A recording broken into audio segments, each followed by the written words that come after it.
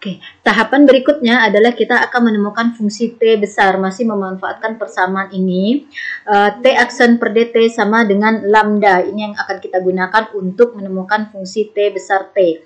Nah, kita kalikan persamaan ini dengan D kali T, sehingga kita peroleh T aksen sama dengan lambda kali dt, ini dia. Atau kalau kita pindahkan ini ke ruas kiri, maka kita peroleh T aksen dikurang lambda kali dt sama dengan 0. Dan ini merupakan PDB order 1, yang persamaan karakteristiknya adalah yang ini diganti menjadi M, kemudian yang kurang lambda dt ini menjadi lambda D. Sehingga persamaan karakteristik untuk PDB order 1 ini adalah M dikurang lambda D sama dengan 0.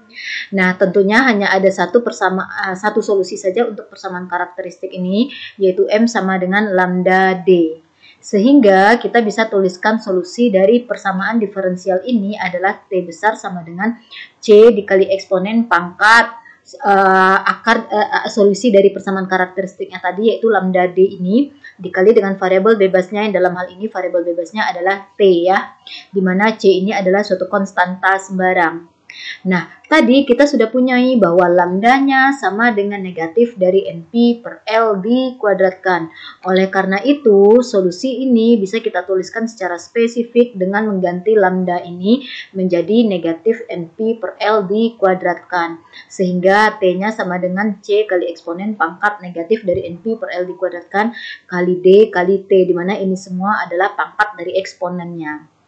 Nah, udah dengan demikian maka kita bisa menyajikan solusi umum untuk PDP kita, di mana tadi kita punya X-nya adalah ini yang diperoleh pada keadaan lambda bernilai negatif, dan T-nya adalah seperti ini. Untuk N-nya itu dari 0, 1, 2, dan seterusnya.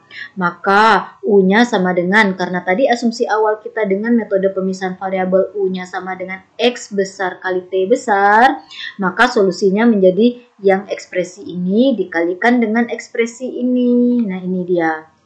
Oke, dimana N-nya itu dari 0, 1, 2. Nah, kalau kita kalikan ini, kalikan konstantanya B kali C, kita asumsikan dia sama dengan KN.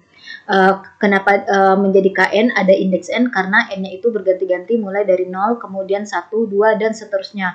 Kemudian perkalian antara ini dengan eksponen pangkat ini, jadinya ini dia. Ya, sinus dari NPL kali X, NP per L kali X dikali eksponen dari ini.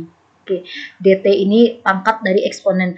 Nah, kemudian kenapa di sini ada sigma? Karena N-nya itu berjalan dari 0 hingga tak hingga. Jadi ini akan menjadi deret tak hingga nantinya. Oke, atau kalau yang suku ini kita pindahkan ke depan, jadinya sama dengan sigma dari Kn kali eksponen pangkat negatif NP per L dikuadratkan kali dt dikali sinus dari ini. Hanya perubahan penulisan saja, untuk N-nya itu berjalan dari 0 sampai tak hingga.